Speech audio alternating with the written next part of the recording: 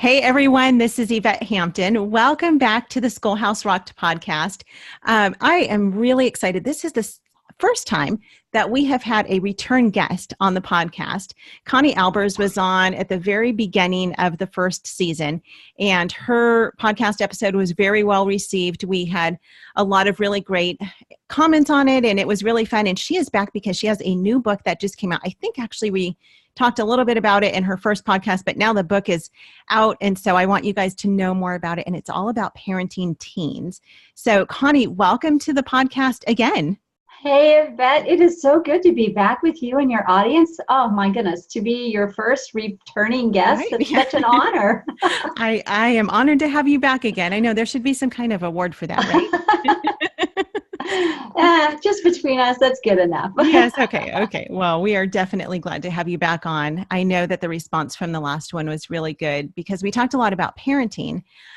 Really quickly, tell us about your family, and then let's get right into your new book that you've got.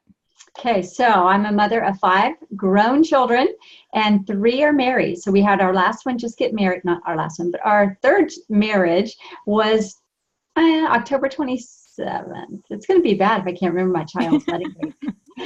So anyway, remember your own. Yeah, right. It's hard enough. But no, I have 5 grown adults. They were a catalyst for me writing this book.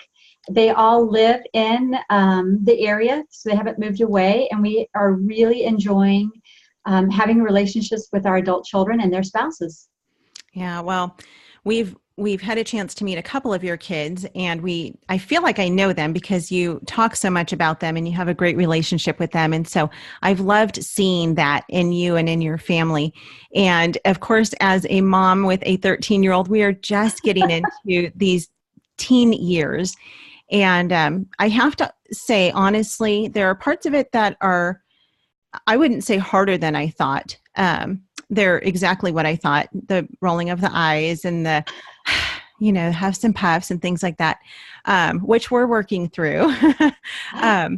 But I will say that so far it is so much better than I expected it to be at this point. I absolutely love having a teenage daughter.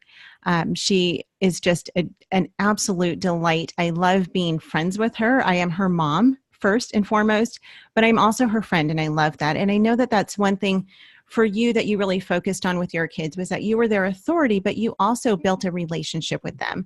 And I love that homeschooling has allowed us to be able to do that because I'm with her all the time. I mean, I know her better than she knows herself most of the time. It's one of my favorite things is when I say, I know you're thinking this, and she'll kind of get those big eyes. How do you know, Mom, that I'm thinking? I'm like, because I was a teenager once too. And I guess it was a long time ago, but I still remember it like it was yesterday.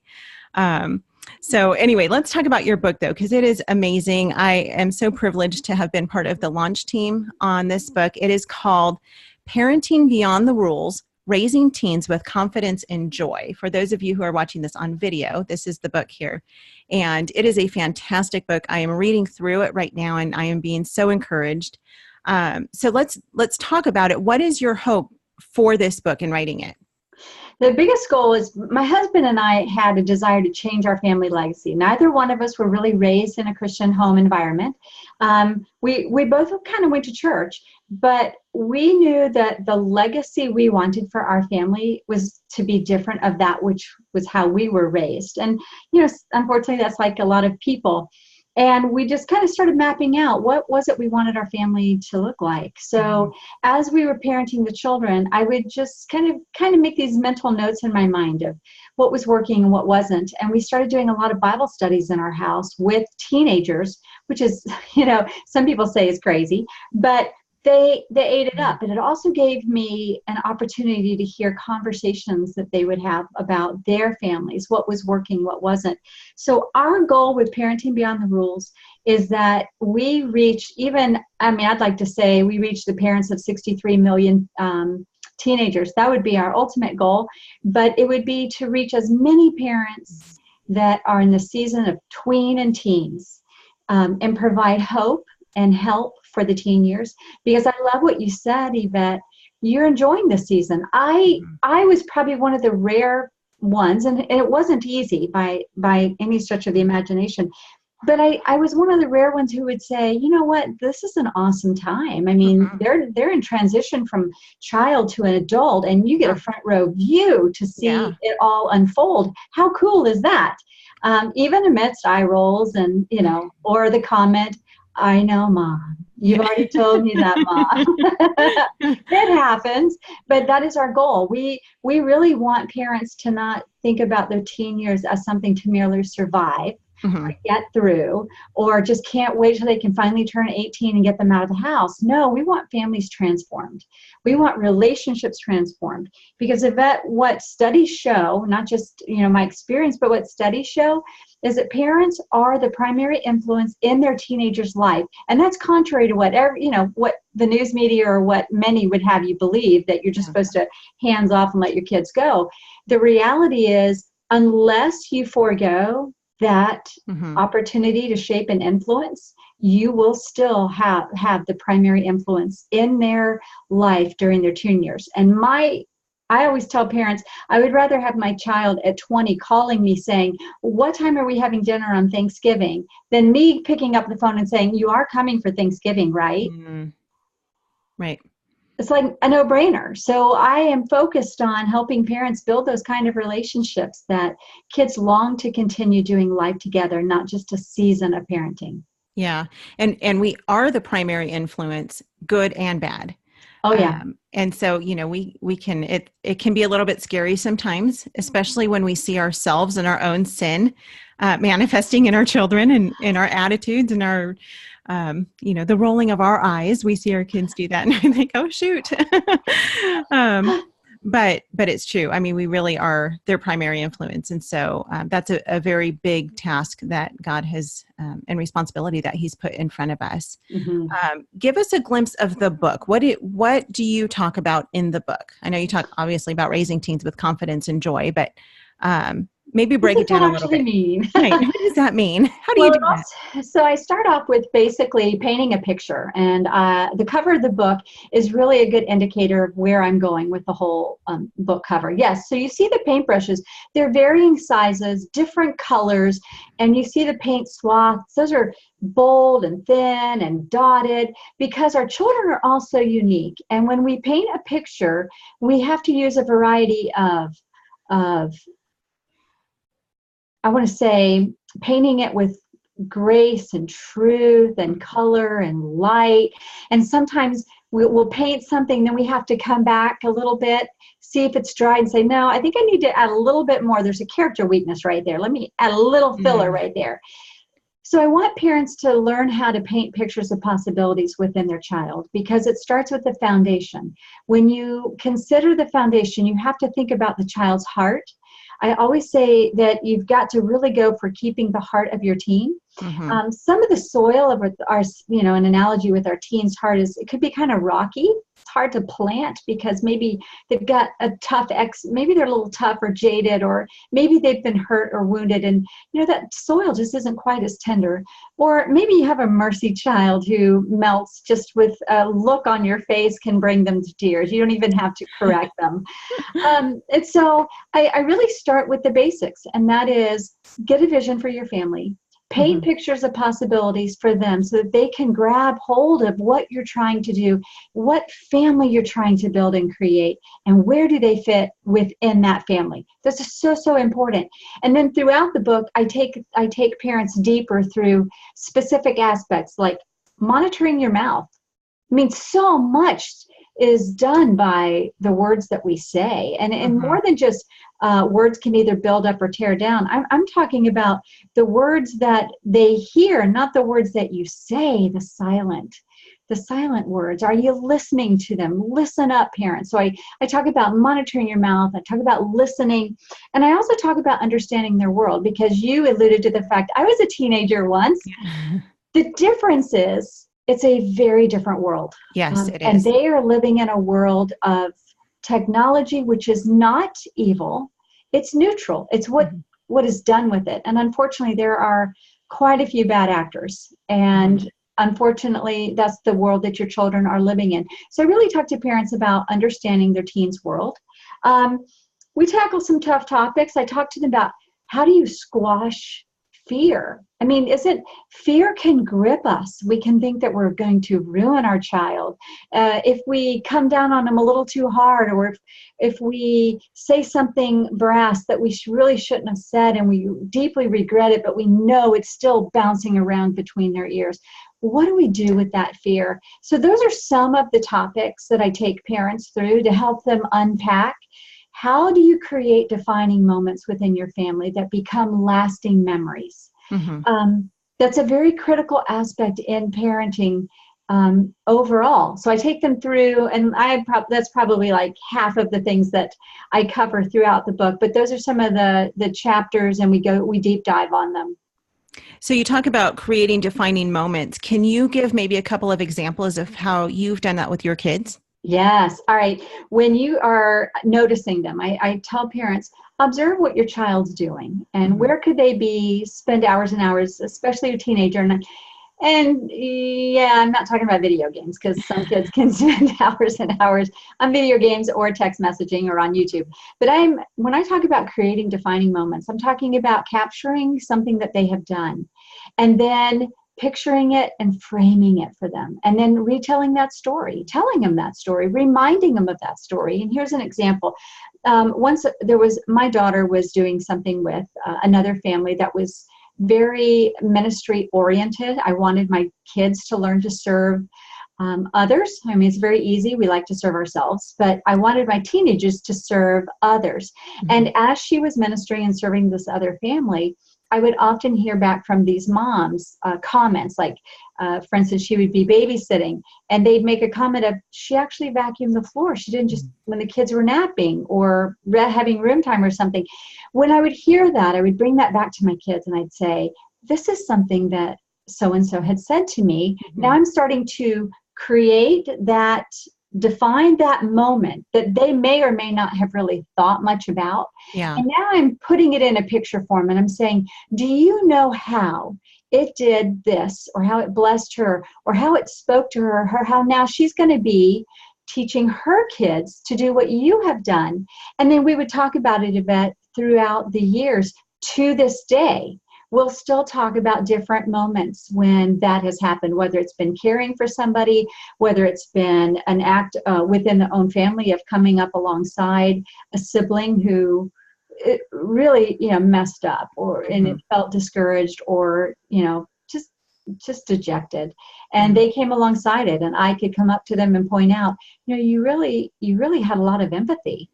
And I could see how you could come alongside that, your sibling. And once you have noticed what has happened, you form the story around that. You don't embellish it. You just form the story around it. And then you talk about it often. Mm-hmm. And that becomes like a little roadmap for them to want to do again. Yeah.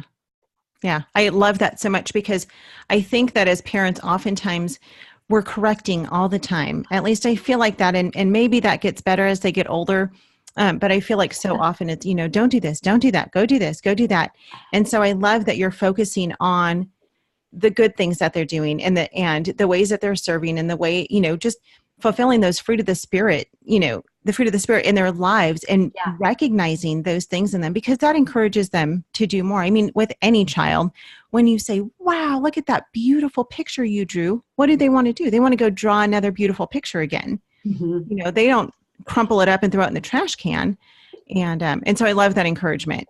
One of the things that is so often true, especially in middle school, there's a topic that I speak on. It's probably one of my more popular topics. It's discover what's right with your middle schooler. Mm-hmm. Oftentimes, all we can see is what's wrong with them. Yeah. They're not picking up their clothes. They're not getting the chores done on the chore chart. They didn't unload the dishwasher. For some reason, they just can't seem to hang the towel back up in the bathroom. And you physically showed them how to do it. And it only takes 10 seconds or less. But it's just, there's a disconnect. Yeah. So I love to focus on, the fact that your child, your precious daughters, Yvette, they're uniquely designed and created with a special calling. And I want to help parents to learn how to unpack that, discover their strengths, discover their love languages, discover how God has uniquely wired and formed and fashioned them, so that you're not left wondering, okay, how do I do this?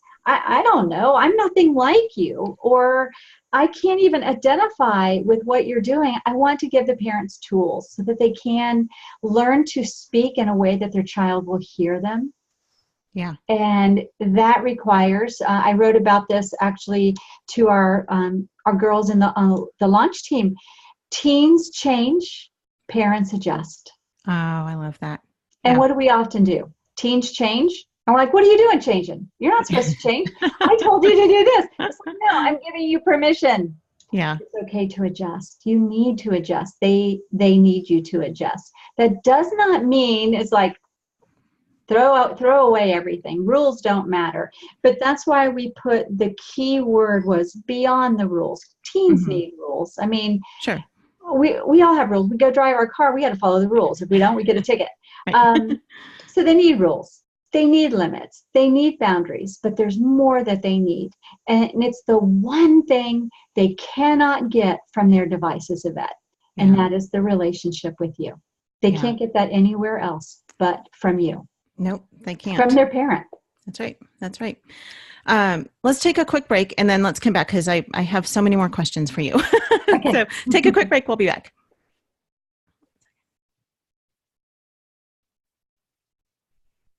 All right, I'm going to take a drink of water.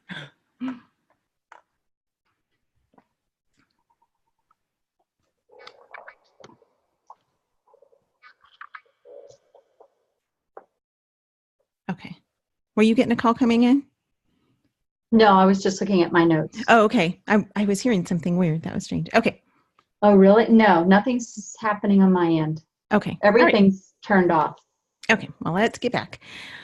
Okay, we are back with Connie and loving this discussion about teens. You were talking before the break about how they can't build that connection through technology.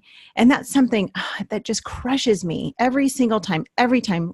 And I know you see it too, hands down, whenever we go out to a restaurant or a store or anywhere in public, you always see families, and it's not every family, but you always see families who they sit down at the table and out come the phones. And there's no connection. There's no interaction between the parent and the child. We saw a dad, this was a couple months ago, we were at IHOP, and there was a table right next to us, and there was a dad with his little girl, and she was probably 5 years old, and it was just the two of them. And he was sitting there on his phone the whole time, and he was flipping through Facebook. It's not like he was doing business, I mean, he was just literally flipping through Facebook, and the poor little girl was sitting there, and she didn't have her own phone. And she just was sitting there quietly, just kind of looking around the restaurant. And my heart literally just broke for her because I wanted to go over to him and say, you are missing an opportunity with your daughter right now. Mm-hmm. And it's not going to get better. I mean, just as she gets older and then has her own phone, then you'll both be sitting there on your phones. And I think that's so heartbreaking. What are you seeing? I know you talk a lot about technology, and you mentioned this earlier, that parenting today is very different than it was. I'm even going to say different than it was when your kids were teens, which wasn't that long ago. Right. Because your youngest is what, 25? 23. 23. Oh, yeah. Okay. No, yeah. Okay. See, this is bad. If I can't remember their wedding dates, I can't remember their birthdays. I just feel like even in the last 5 to 10 years, there has been a huge culture shift. And so talk to those parents who are just kind of going into these teen years and these parenting years and kind of like, what do we do? What do we do with all of this stuff coming at us through culture and media and TV and Facebook? And I mean, it is overwhelming. And how do we protect our kids? Job. It is. It really is. And you talk about that in the book a little bit. So talk about that for a little bit. Encourage that parent. All right. So for the mom and dad that's dealing with the technology onslaught, I would often have to tell parents, think about it in this way. when social media started coming on the scene, I could see the powerful influence. And the reason it all goes back to something that we started with the very beginning, and that is the relationship. We are designed for a relationship. Yep. And you talked about the father who was scrolling on his Facebook.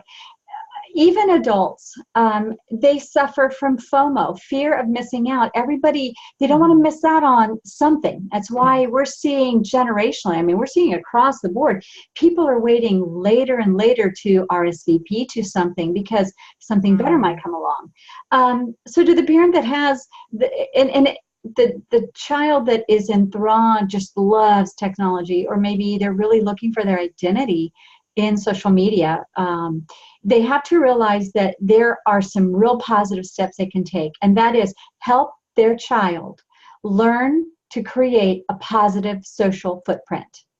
I just write that down. Help them learn to create a positive social footprint. And the reason this is so important is they're going to want relationships. They're going to want to make a difference. Let's face it, generationally, this generation, your children, my readers' children, they're going to be making the most significant impact in society in the next decade. It's just going to be a world unlike anything most of us can even imagine. And they're on the edges of that now. They do control kind of like where we're all going to end up going.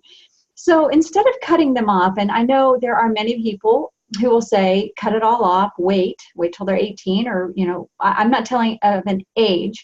I'm saying you do have to be very, very careful. I'm saying technology is neutral. The internet is not safe. So you think, Connie, that doesn't make sense. Well, it does in how we use it. It's not going anywhere. But when we teach our children, like let's say your daughter is really interested in adoption. I know we talked about this a little off camera, but she's just passionate about adoption. It's just, she just wants every baby that's not wanted to have a loving home. Well, then you come alongside her and start teaching her how to use those social platforms to create a positive impact, meaning find some of those groups and start contributing to some of those groups. And I'm talking about groups that create havoc and chaos and are anarchist or activist. I'm talking about they're creating an awareness to something. It could be the Pug Society, or it could be the Save a Cat Society. But whatever it is that is passionate to them, show them through your time and effort how to utilize it. And this is why I was at a conference, I was speaking last weekend, and one of the college admissions professors, counselors was there, and we talked about social media. Yvette, your kids are facing over 50% of colleges look at your child's social media footprint before deciding if they're going to accept you into college. Right. Employers as well.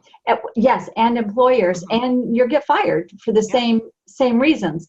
And so when you start young and you start helping them realize they can make a significant positive impact, then they start utilizing a tool for good and not for evil. And they're not as tempted then to maybe slip under the covers at night when they're supposed to be in bed and you see the sheets illuminated because they have the social light on.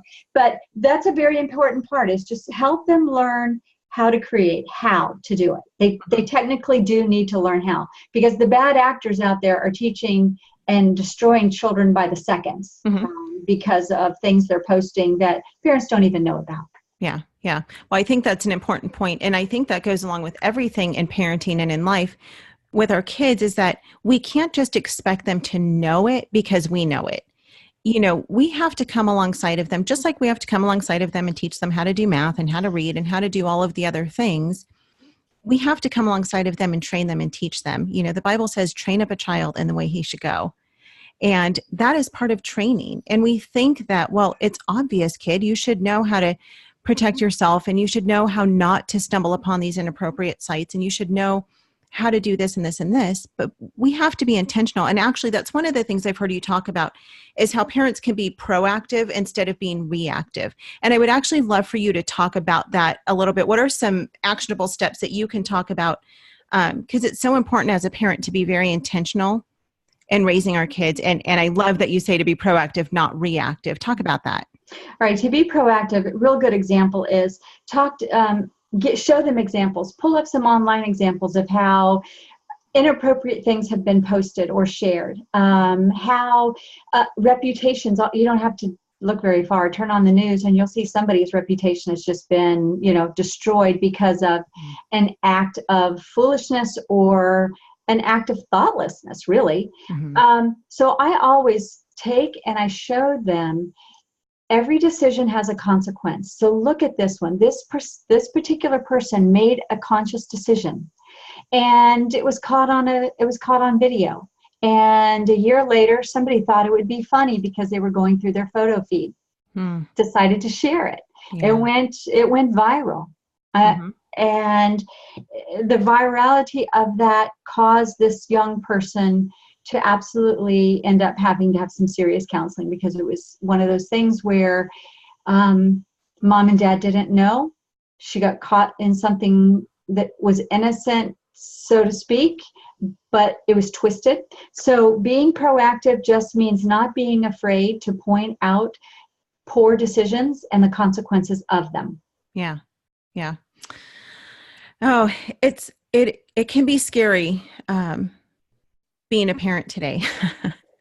And I'm so grateful that God has given us his word, that we can lean on it, that he gives us clear instruction. Even though times have changed, there's nothing new under the sun. And we were talking about that as a family, I think either this morning or last night.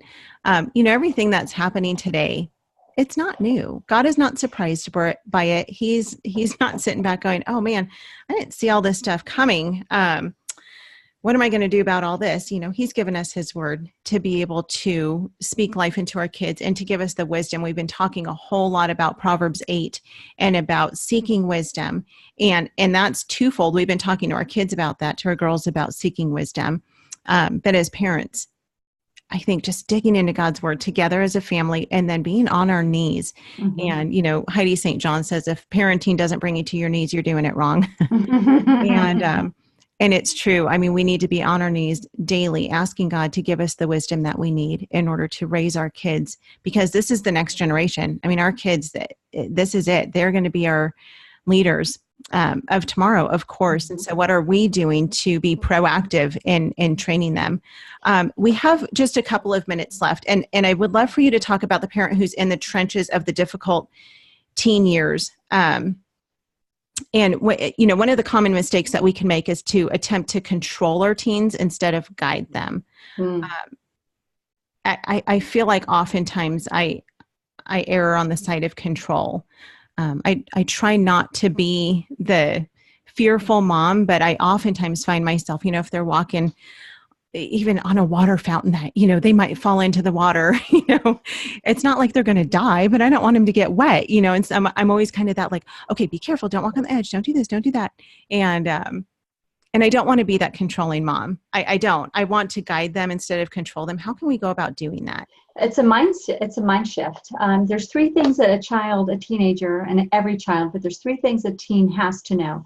And that has to know that they belong. They belong in your family. That is, obviously they're part of the Lord's, but I'm talking about God gave parents to teach and train. So he has entrusted us with his treasures. They need to know that they belong, and that comes through communication. They need to know that their identity is first found in Christ if they've accepted the Lord, but that's found in the family, the Hampton families. We are the Hamptons, and our family means something, and our reputation and our character and who we are and what we do and how we do it and how we glorify the Lord, that matters. So that's where they seek their identity, and they need to know they're safe, that their secrets are safe, that this whole thing about control, that's an illusion anyway, because we don't control our teenagers. We may be able to manipulate them and coerce them and ground them and make them to behave externally, but there's something going on in the heart that we have no control over. So we have to realize some of the things that are going on in the hearts of a kid are, they didn't choose their parents. They don't choose their parents. They're not choosing their school. They're not choosing their zip code. They're not choosing their birth order. They're not choosing their siblings. They're not choosing who even makes the rules. I mean, they don't make any of that. Those are all things that are decided without them having a say. So if you're in the trenches, let your child know they do have a say. in what's going on within the family, some of the decisions that we make, how we're going to implement or maybe even create a rule. They want to have a voice. They want freedom. They're trying to grow up. So when we think about they want freedom and they start pushing back on our rules, let's step back for a few minutes and let's just remember to see it through their lens. They see very differently than we see. Where we maybe see it as, I'm keeping my sweet daughter from falling and breaking her leg, they may seek that as, you're just trying to control me and keep me from having any fun whatsoever. Right. So I would say always remember to look through the lens of your child before you start to speak and make a whole bunch of knee-jerk reactions and decisions.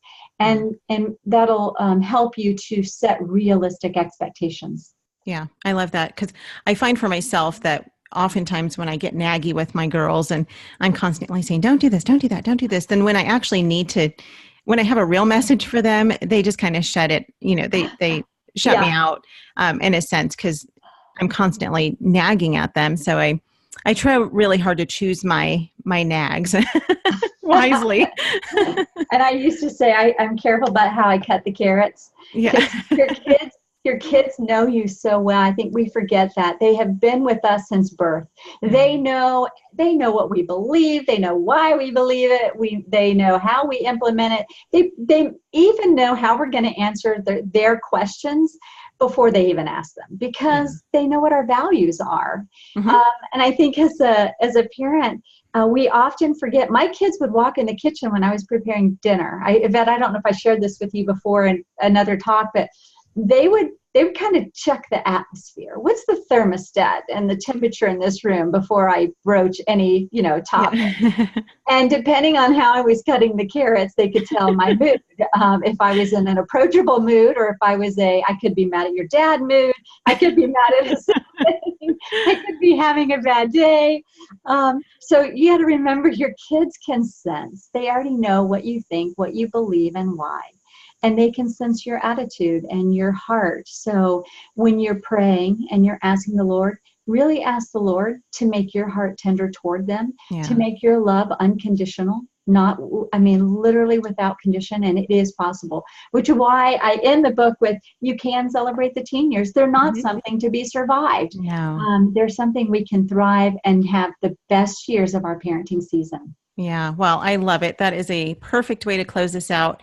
The book is Parenting Beyond the Rules, Raising Teens with Confidence and Joy by Connie Albers. It is available pretty much everywhere. Amazon, Barnes & Noble, I think you said even Target. Books A Million, CBD. NAV Press has it with an extra 20% off right now. Okay. So you'll be able to find it on pre-order. It does release, though, Yvette, on April 2nd, officially. April 2nd. And I think this podcast is going to air on April 1st. Yes, so go pre-order it and it'll be in the mail. So don't be a fool. Go get Connie's book. I like that. But thank you so much, Connie. Where can people find you? They can find me at conniealbers.com at my website, or they can find me on Facebook, conniealbers.author, or you can find me on Instagram and Pinterest at Connie Albers. Great. And we will put all of those links in the show notes as always. So thank you for your encouragement and your wisdom that you have shared. And again, I'm super excited about this book. I think it's very much needed in our culture today. And it's so recently written. So it is perfect for what's going on today. So Thank you, friend. We love you. Thank you for your support. Yes, we're grateful for you, and we will we'll have you back on again another time. Sounds good. Bye, Yvette. Bye.